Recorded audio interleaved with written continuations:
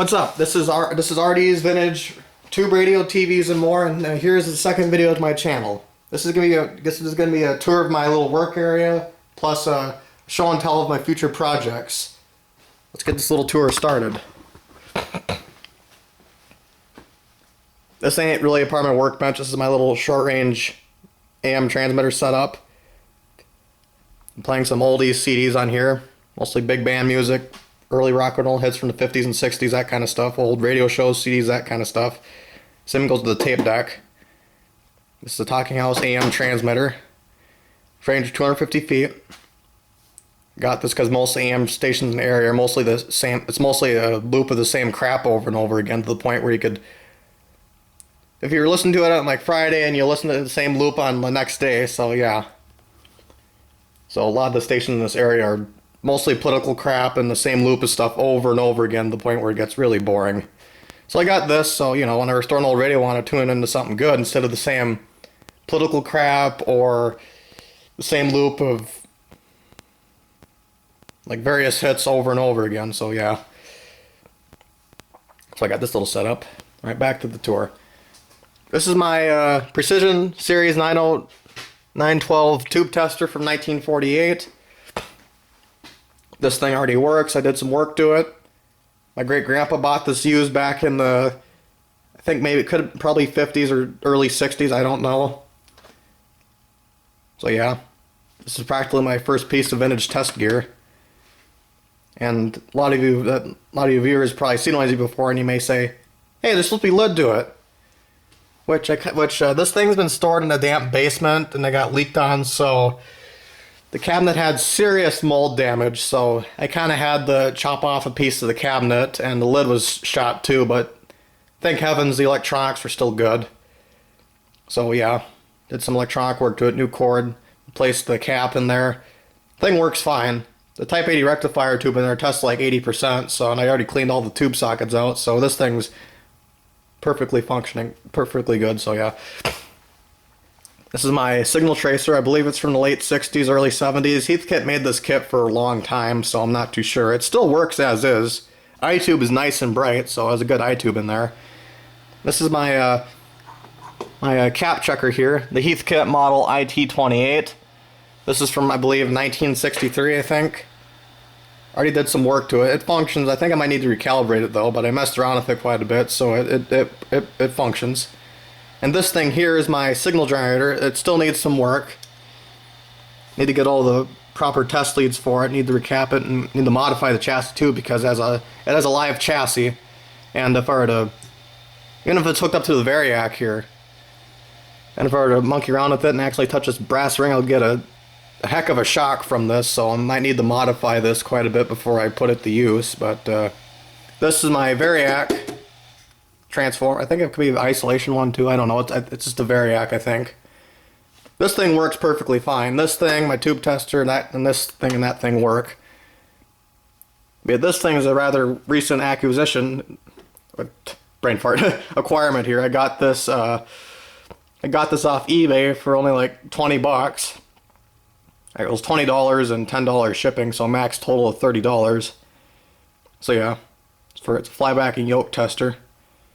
And got this little thing too. So yeah, I do got some CRT testers. One's a Suncor from the late 60s. It still needs a little bit of work. It's in this drawer here. It's a CR, oh, stupid gravity. The CR143 CRT tester, I believe it's from 1967. Frickin' gravity. You stay shut now. Okay.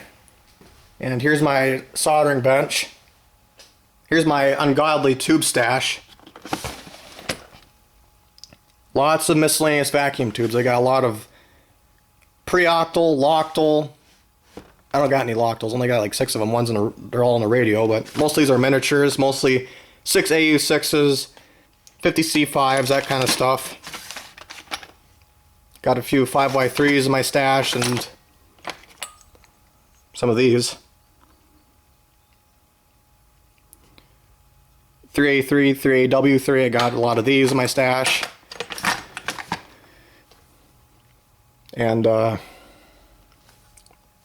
little stack of solder. This is probably enough to ruin a frickin' pond. So yeah, got a lot of solder. And well, on to future projects now. Here's my ungodly collection of old radios here. A lot of you may be cringing at the fact that way I'm storing these, but I'm moving stuff around. I kind of know their way to store these, so yeah. All these radios and vintage electronics you see in this video here, these will all be future projects I'll be working on. I got a Wilcox Gay record cutter right there. Little G Bakelite set from the early 50s. I got that goofy Sonnet solid state portable radio, which this thing looks like a love child between one of those shoebox tape recorders and a pocket transistor radio. That's what it looks like to me. It looks like, yeah, it looks like that. And I got more up here. There's a Philco from 1946. That thing uses all Lochtel tubes in there. So I paid $10 for it at a garage sale like a year or two back. And the first thing I did to it is open it up, see what kind of tubes was in it, and I was surprised to see Lochtel tubes. You usually see Lochtel tubes in portable devices, but this is a post-World War II set, so they probably had lots of leftover Lochtel sockets from the war effort, so that's probably the story behind that. Got clock radio, and I got a lot of radios in my collection, so yeah. And also got this TV here, which if you've seen the CRT by my little radio setup, it's out of this. Another future project. But my first couple of videos will probably be just me messing around with All-American 5s, such as this Emerson here, this Ward's, that GE, and probably that Philco. Those will probably be the first few radios I'm probably going to show on my channel. So yeah. And maybe this old Philco from 1936 or 37 here. And yeah. Oh, and this quad receiver too. Another project. This thing don't work at the moment, so I don't know what's wrong with it. So yeah.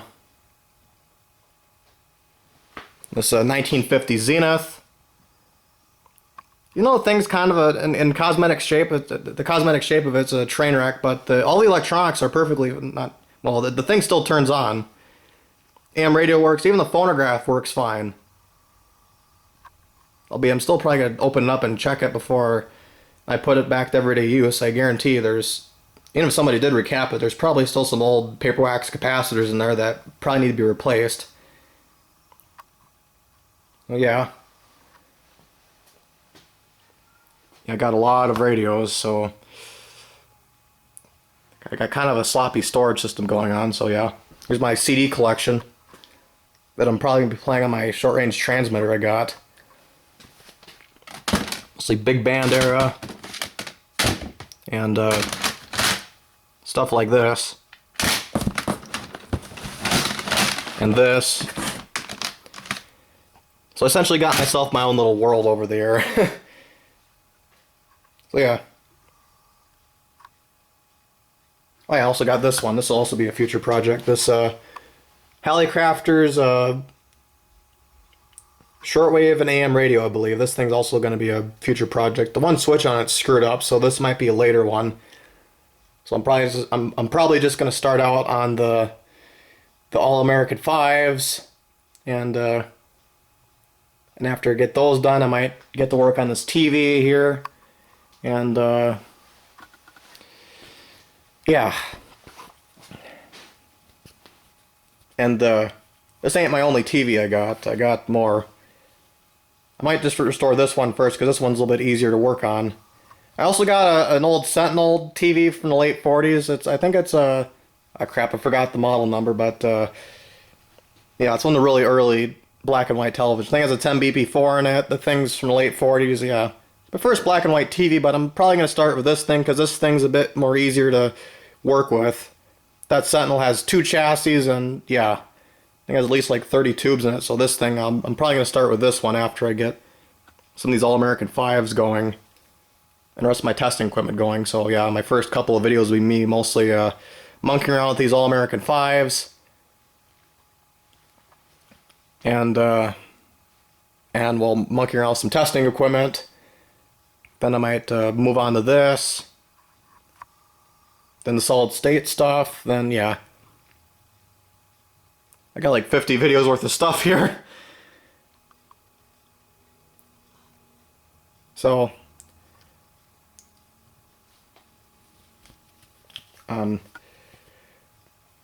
this is RD's Vintage Tube Radios, TVs, and more. That's all, folks. Like and subscribe, and have a good day.